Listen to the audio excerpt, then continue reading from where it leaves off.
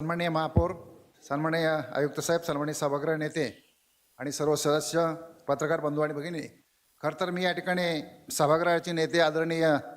सागरजी नाईक साहेबांनी जो प्रस्ताव या ठिकाणी आणलेला आहे त्याचं या ठिकाणी मनापासून स्वागत करत असताना खऱ्या अर्थानं सांगायचं म्हटलं तर आम्ही सर्व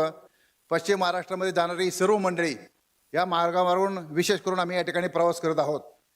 नवी मुंबईचा ब्रिज असेल, आपला वाशीचा ब्रिज असेल, सानपाड्याचा ब्रिज असेल आणि नेरूळचा ब्रिज असेल, या तिन्ही ठिकाणावरती खरं तर आपल्या APMC मार्केटच्या माध्यमातून आपल्या ह्या सानपाडमध्ये मोठ्या प्रमाणामध्ये शेतकरी वर्ग या ठिकाणी येतो असतो आणि ह्या मार्गावरून प्रवास करत असताना खरं तर पहाटेच्या 4:30 वाजेपासून 4 वाजेपासून या ठिकाणी वर्दळ असते. येणाऱ्या जाणाऱ्या प्रवाशांसाठी त्या ठिकाणी कुठल्याही प्रकारची त्या ठिकाणी सुविधा नाही, शौचालय नाही, ना स्वच्छता नाही आणि त्या कारणामुळे खरं तर देखभाल दुरुस्तीच्या नावाखाली आणि सौंदर्याच्या नावाखाली सागर नाईक साहेबांनी हा जो प्रस्ताव आणलेला आहे हा अतिशय आमच्या प्रवाशांसाठी, पश्चिम महाराष्ट्रामध्ये जाणाऱ्या नागरिकांसाठी अतिशय चांगला असा प्रस्ताव आहे. हा महामार्ग आपल्या नवी मुंबई शहरामध्ये जात असल्या कारणाने या ठिकाणी PWDकडे कोणी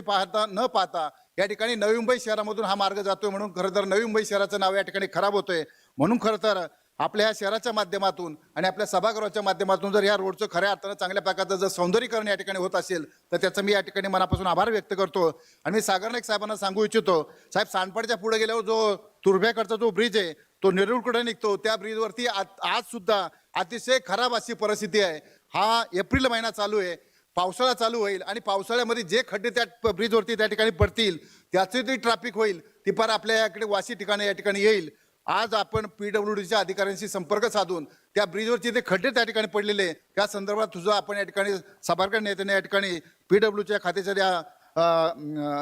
अधिकाऱ्यांना योग्य ते मार्गदर्शन करावं अशी मी या ठिकाणी विनंती करतो. आणि पुनश्च एकदा त्या प्रस्तावाचा मी मनापासून या ठिकाणी आभार व्यक्त करून आपण बोलण्याची संधी दिल्याबद्दल मनापासून आपल्या या ठिकाणी आभार मानतो.